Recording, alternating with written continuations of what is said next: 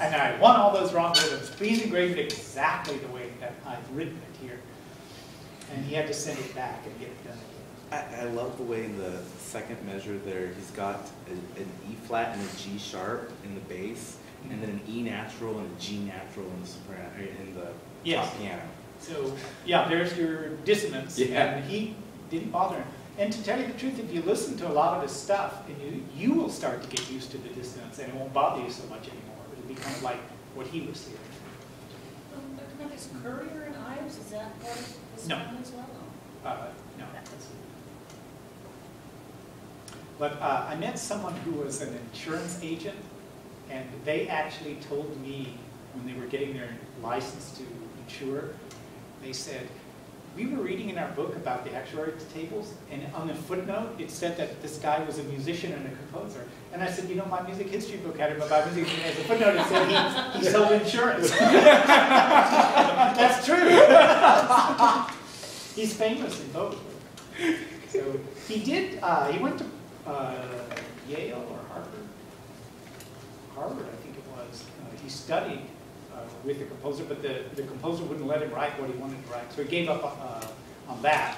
And then since he knew he wasn't going to make money off this kind of music, so he went into insurance and then got really rich and ended up being able to pay people to play everything. His music kind of disappeared for a while, and then Leonard Bernstein found it and said, oh, this is incredible.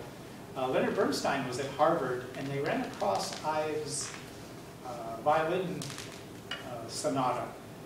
So the piano is playing, and all of a sudden the violin starts playing, bringing in the sheaves, bringing in the sheaves, bringing in the sheaves. Only the meters are different, so they don't line up, and the piano is not really playing, bringing in the sheaves. But they found this, and they tried to play it, and they were like, what is this? Who's Ives? And do this again. And they said, can we do this? You know, can we read these rhythms? And they played it several times, and Bernstein started to like it and say, you know, it's almost like someone's notated a practice session where somebody keeps getting off or something. And so we started, and then Bernstein recorded all of Ives' symphonic works. Every single one of them was eventually recorded by Leonard Bernstein. He became a big advocate of Ives. Ives published a songbook, 114 songs, and it's just absolutely incredible. The creativity of every single song has a different idea. It's just amazing. He's got a song, his wife wrote a poem about their two daughters, Edith and Kate. And he was watching them swing.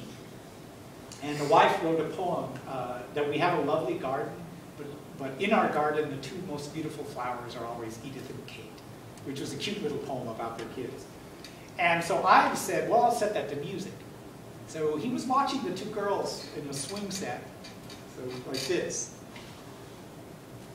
So he has the singer in 4/4, but the piano is actually playing in 7/8. So that the singer is going 1, 2, 3, 4, 1, 2, but the piano is kind of playing 1 take, 2 take, 3 take, 4, 1 take, 2 take, 3 take, 4, 1 take. He's leaving out the last 8 note. So 1 take, 2 take, 3 take, 4, 1 take, 2 take. So every measure, the singer gets a little bit ahead, like a swing, like this. And you sing like a little more, and then at the end, what happens? They come back together again for the last beat. So every measure, it's like you're adding an eighth and an eighth, and then at the end it comes back together like this. And it was quite a beautiful song. You do hear that the harmony seems to be separating from the voice, yet the harmony is so nice that it's just, you say, fine, no problem, and then they come together. It's really cute. Was he still alive when Bernstein found him? No.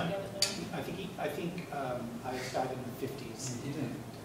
Bernstein picked his stuff up later in the 50s. We've got an interesting conversation with us too, huh? Yeah. See, Ives was born in the 1800s. That's how far ahead he was. I mean, you're thinking of somebody like Wagner.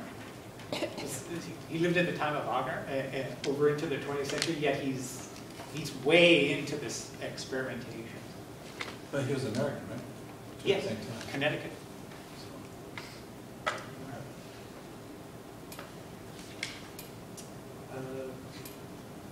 Page 422, there's a composer named Elliott Carter. Elliott Carter was a mathematician, so Oh, Lord. yeah, he tended to, like, if you look at these rhythms and things, he tended to mathematically divide the beat into different, and in groups of 5, 4, 3, 2, 1, or things like that. A couple of things by Carter I thought were interesting, but for the most part, it's a little bit mathematical for me. And plus here, he's building chords in seconds instead of thirds. You can see like that first chord that he makes.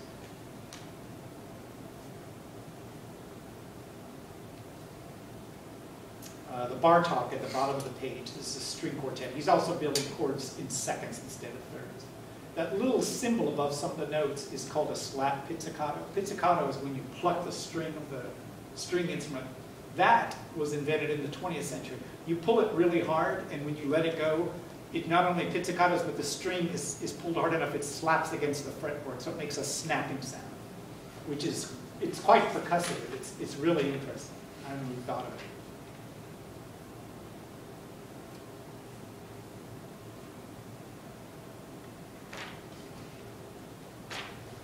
If you'll skip, there's some more examples of Stravinsky things. Page 436. Let me give you the lowdown on serial composition. 12th tone, the legal name is dodecaphonic. 12th tone, in English you could say 12th tone, or it later became serial. Serial as in ordered, so a certain order.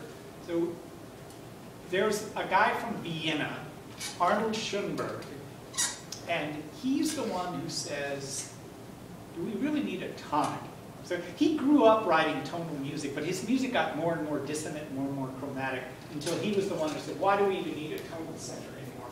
So he decided to see if he could write music with no tonal center at all. He couldn't, subconsciously.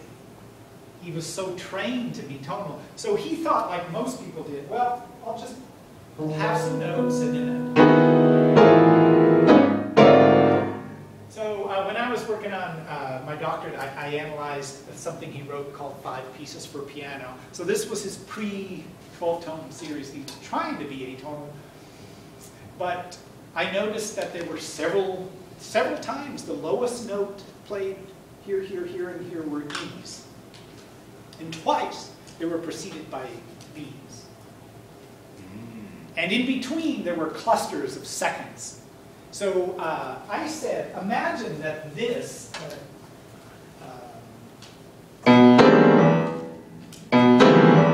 so I said, imagine this part like a cymbal crash, you know, just percussion. And just hear these 2 notes. Okay, now I put the cymbal crash in, but don't listen to it as a note. Just hear it like a cymbal, like that.